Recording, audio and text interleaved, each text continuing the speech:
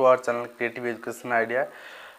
तो ये जो वीडियो है इसमें आपको पता लगने वाला है जो ग्रुप डी का पोस्ट निकला हुआ है, जो मैं बता रहा था।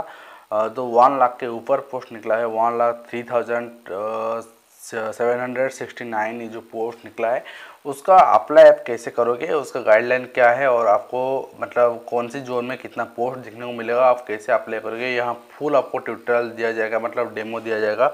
तो अगर आपका कोई भी डाउट है, अगर आपका कोई भी क्वेरी है तो बिल्कुल नीचे कमेंट में पूछ सकते हैं, और फेसबुक पेज भी सर्च कर सकते हैं, पेज में जाके क्रिएटिव एजुकेशन आइडिया, तो वहाँ भी आप क्वेरी कर सकते हैं, लाइक फॉलो भी कर सकते हैं, ताकि आपको छोटी मोटी अपडेट वहाँ दे सके। ठीक है, तो ये आप देख लीजिए, हम RRB BBSR जो भुवनेश्वर का वेबसाइट है वहाँ आ गए हैं। तो आप अपने रीजनल सेंटर कोई भी आपका जो जोनल वेबसाइट है वहाँ जा सकते हैं, वहाँ सभी वेबसाइट में अवेलेबल है उसका। ठीक है, आप नीचे आ जाने के बाद आपको यहाँ देखने को मिलेगा, जहाँ हम अपना जो पॉइंटर दिखा रहे हैं आप देख लीजिए, यहाँ आपको जो इंग्लिश वर्जन और हिंदी वर्जन दोनों वर्जन में देखने को मिलेगा डाउनलोड करने के लिए, जो प्रोस्पेक्टस है, जो गाइडलाइन है रिक्रूटमेंट के। और यहाँ नीचे आपका क्लिक कर ऑनलाइन एप्लीकेशन रजिस्ट्रेशन जो है यहाँ है, तो आप हम उस पर क्लिक करते हैं और आपको फिर ले चलते हैं प्रीवियस जो है, मतलब ये आपको देखना है। ये अप्लाई डेट पब्लिकेशन है 23 तारीख को स्टार्ट हुआ था। 23 तारीख मतलब बहुत पहले से हो गया है, ये स्टार्ट हो गया है। और आपको जो ओपनिंग एप्लीकेशन है 12 तारीख से ओपन हुआ है। ठीक है, 12 तारीख से ओपन हुआ है और क्लोजिंग होगा कब तक ना, 12 तारीख तक। 12 मार्च से ओपन हुआ है और 12 अप्रैल में क्लोज होगा। ठीक है, 1 महीना आपको दिया गया अप्लाई करने के लिए। ऑनलाइन पेमेंट कर सकते हैं। यहाँ बहुत बड़ी एक चीज़ दी गई है, आप यहाँ देख सकते हैं। यहाँ आपको UPI के थ्रू पेमेंट करने को भी मिलेगा। नेट बैंकिंग सबके पास अवेलेबल नहीं होता है, क्रेडिट कार्ड अवेलेबल नहीं होता है, but debit card UPI available होता है आज का युग में। तो ये आप कर सकते हैं, बिल्कुल आपके लिए कोई दिक्कत नहीं रहने वाला। उसके बाद SBI चालान, ये तो बट मतलब दिक्कत होता है, पोस्ट ऑफिस चालान भी हो सकता है, आप अप्लाई कर सकते हैं उस पर। आपका कंप्यूटर बेस्ड टेस्ट जो होगा सितंबर या अक्टूबर के महीने में होगा। ये टेंटेटिव है, ये फाइनल नहीं है, ये मैं कह रखता हूँ, ये फाइनल नहीं है कंप्यूटर बेस्ड टेस्ट। ये डिपेंड करता है कितने बच्चे अप्लाई कर रहे हैं। तो रेलवे को मतलब जो उसको अरेंज करना है ना, अरेंज करने के लिए टाइम लगेगा। तो ये एक बड़ी सी चीज़ है आपके लिए, जो यहाँ हम दिखा रहे हैं। ये 56,504 जो पोस्ट है ये रिजर्व्ड है, ऑलरेडी रिजर्व्ड है, ये हम बता चुके हैं रिजर्व्ड है। किस किस के लिए रिजर्व्ड है, यहाँ आप देख लीजिए किसके लिए रिजर्व्ड है। SC ST के लिए रिजर्व है, OBC के लिए रिजर्व है, जो नॉन क्रीमी लेयर पे आते हैं, EWS जो इकोनॉमिकल वीकर सेक्शन जो जनरल कैटेगरी से बिलोंग करते हैं उसके लिए, PWD मतलब जो फिजिकल हैंडीकैप्ड है वो एक्स सर्विसमैन, ये सबके लिए रिजर्व है 56,504 पोस्ट। ठीक है, तो अप्लाई करने से पहले मैं आपको ये जानकारी देना चाहता हूँ ताकि आपको मतलब बहुत मदद मिल सके। ठीक है, तो ये रहा आपका पोस्ट रहा 14,870 और 913 और ये 40,000, मतलब ये पोस्ट आपका कोटा रिजर्व है, और जो जनरल कैंडिडेट है उनके लिए रेस्ट पोस्ट रह जाएगा। और क्वालिफिकेशन 10th मांगा गया है। और ये एक मतलब हम दिखा रहे हैं आपको, टेबल दिखा रहे हैं, जिसको लेकर आप अप्लाई करोगे, जिसको लेकर आप मतलब माइंड में रखते हुए आपको अप्लाई करना होगा, क्योंकि ये आपको पोस्ट दिखना है कहाँ कितना पोस्ट है। सबसे ज़्यादा पोस्ट आप देखोगे तो नॉर्थन रेलवे में, नॉर्थन रेलवे जो बिलोंग करता है जो दिल्ली, हरियाणा, उत्तर प्रदेश, जम्मू कश्मीर, ये सब का बिलोंग करता है। ठीक है, यहाँ ज़्यादा पोस्ट है। तो ईस्टर्न रेलवे भी 4,900 पोस्ट है, तो यहाँ बहुत डिमांड रहेगी। ठीक है, तो हम चलते हैं ऑनलाइन पेज पर और अप्लाई कैसे करते हैं वो देखते हैं। ठीक है, आपको पहले न्यू रजिस्ट्रेशन पर क्लिक करना होगा, आप रजिस्ट्रेशन करना पड़ेगा आपको। ठीक है, रजिस्ट्रेशन के लिए आपको कम्युनिटी देना होगा, आप UR दे सकते हैं, आप SC दे सकते हैं, ST दे सकते हैं, OBC या EWS। अगर EWS दोगे तो आपको इनकम सर्टिफिकेट मांगा जाएगा, तो इसीलिए हम UR दे देते हैं। UR के लिए कुछ नहीं मांगा जाएगा। एक्स सर्विसमैन है तो आप एस कर रहे हैं तो आपको सर्टिफिकेट मांगा जाएगा, नो करते हैं कुछ नहीं मांगा जाएगा। PWD वही चीज़, आप एस करते हैं सर्टिफिकेट मांगा जाएगा, नो करते हैं तो सर्टिफिकेट कुछ भी नहीं मांगा जाएगा। उसके बाद अपना जो चूज आप अप्रेंटिस नहीं लिए हो तो नो कर दीजिए। ठीक है, उसके बाद I do not want search vacancy से कन्फर्म। ठीक है, ये वैकेंसी आप सर्च कर सकते हैं। ठीक है, तो ये इस पर आप यहाँ आपको वैकेंसीज दिखाई देगा, जो भी वैकेंसी जितने भी सेक्शन में आपको दिखाई देगा।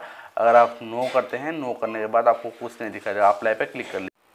तो उसके बाद आपको ये पेज में रिडीम कर दिया जाएगा। ये पेज में आप आ जाने के बाद आपको सभी रेलवे का लिस्ट दिखाई देगा।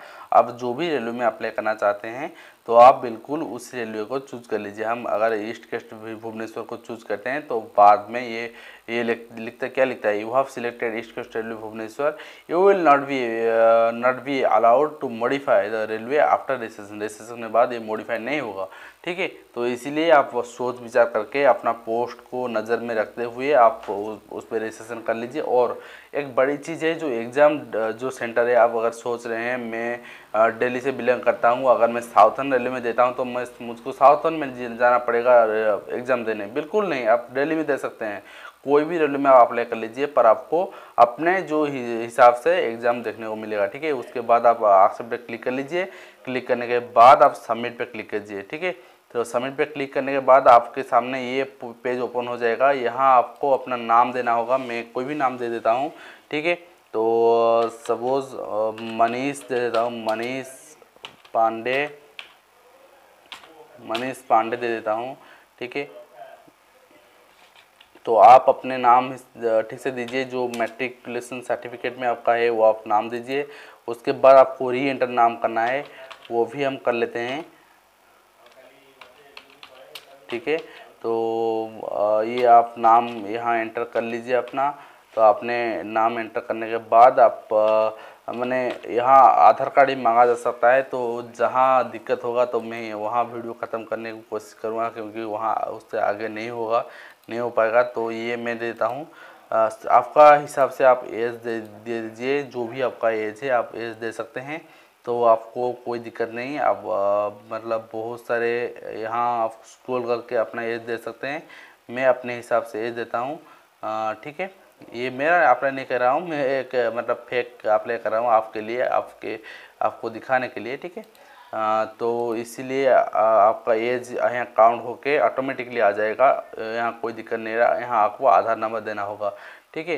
तो आधार नंबर देना होगा, अपना फादर्स नेम देना होगा, यहाँ मदर्स नेम देना होगा, और आपका मिनिमम क्वालिफिकेशन 10th या आपका ITI कुछ भी आपका जो भी आपको देना होगा। और जो 10th का रोल नंबर, रजिस्ट्रेशन नंबर आपका देना होगा। रजिस्ट्रेशन नंबर मतलब रोल नंबर नहीं होता है, सर्टिफिकेट के ऊपर एक नंबर होता है, जो आपको सर्टिफिकेट जो बीच में दिखाई देता है, जो सर्टिफिकेट नंबर करके लिखा आता है, तो उसको आपको देना होगा। यहाँ आप ईयर ऑफ पासिंग, कौन सी ईयर में आप क्वालिफाई किए हो 10th, ये आपको देना है। ये जो भी है आपका वो दे दीजिए।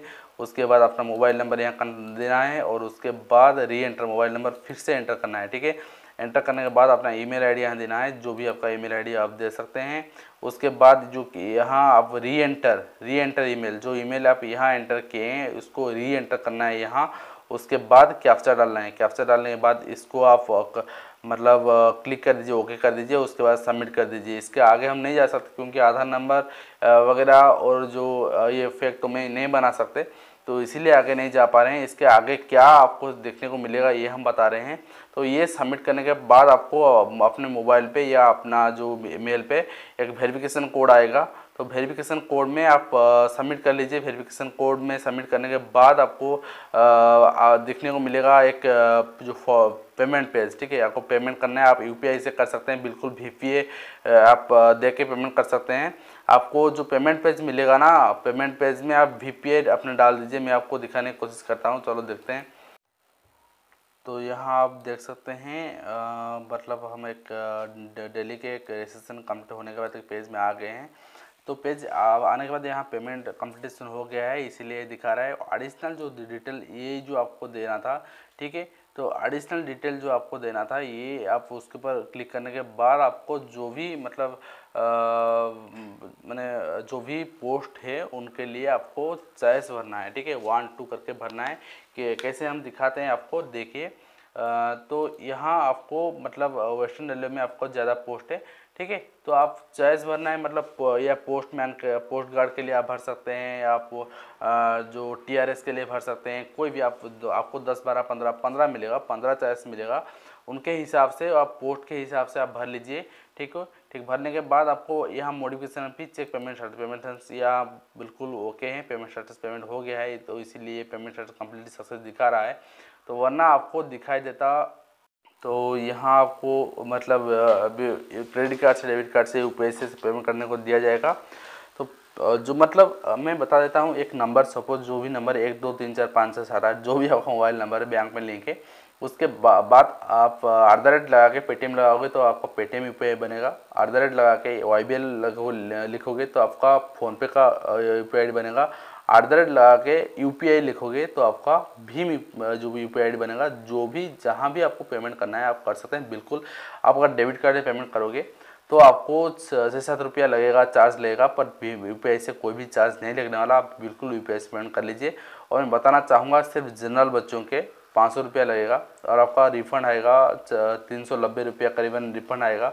और जो EWS OBC SC ST सभी का लगेगा 200-250 रुपया और आपका 240 रुपया रिफ़ंड आएगा। ठीक है, अपने हिसाब से उस बैंक अकाउंट पे आप रिफ़ंड लेना चाहते हैं कि नहीं, वहाँ एक ऑप्शन आने वाला है, उसके आपको टिक करना है। का लगेगा 200-250 रुपया और आपका 240 रुपया रिफ़ंड आएगा। ठीक है, अपने हिसाब से उस बैंक अकाउंट पे आप रिफ़ंड लेना चाहते हैं कि नहीं, वहाँ एक ऑप्शन आने वाला है, उसके आपको टिक करना है। ठीक है, तो उसके बाद यहाँ हम आपको दिखाते हैं, थोड़ा बैक करके चलते हैं। ये तो पेमेंट स्टेटस ओके दिखा रहा है। ठीक है, तो पेमेंट स्टेटस ओके दिखा रहा है, इसीलिए हम होम में चलते हैं। तो आपको दिखाते हैं यहाँ आपको मॉडिफिकेशन आप नहीं कर सकते। आपका रिव्यू ऑफ एप्लीकेशन, आप पेमेंट करने के बाद आपका एप्लीकेशन रिव्यू हो जाएगा। उसके बाद आपको कैसे यहाँ ज्वाइन करना है वो भी हम दिखाते हैं आपको। चलो चलते हैं, लॉग आउट कर जाते हैं। लॉग आउट करने के बाद यहाँ आपको हम दिखाते हैं। यहाँ एक न्यू रजिस्ट्रेशन है, यहाँ एक लॉगिन ऑप्शन है, कैंडिडेट लॉगिन करने के बाद आप जो भी साइट में हम भुवनेश्वर में अप्लाई किए थे तो भुवनेश्वर में आ जाते हैं। क्लिक करने के बाद यहाँ रजिस्ट्रेशन नंबर पासवर्ड दे देते हैं। उसके बाद ये जो कैप्चा कोड है उसको डालने के बाद लॉगिन करोगे तो उसके बाद आपका पेज ओपन हो जाएगा और आप चेक कर सकते हैं कि आपका कितना मतलब प्रोसीड हुआ है, क्या हुआ है। ठीक है, तो इसके साथ हम वीडियो को यहाँ पर ख़त्म करेंगे। सोचते हैं आपके साथ पूरा इन्फॉर्मेशन हम शेयर कर चुके हैं और आप बिल्कुल अप्लाई कर सकते हैं अपना घर बैठकर। तो ये वीडियो को हम यहाँ पर ख़त्म करते हैं। आपके साथ फिर मुलाकात होगी कि नई एजुकेशन रिलेटेड वीडियो में। तब तक आप सब खुश रहिए, बिंदास रहिए। धन्यवाद।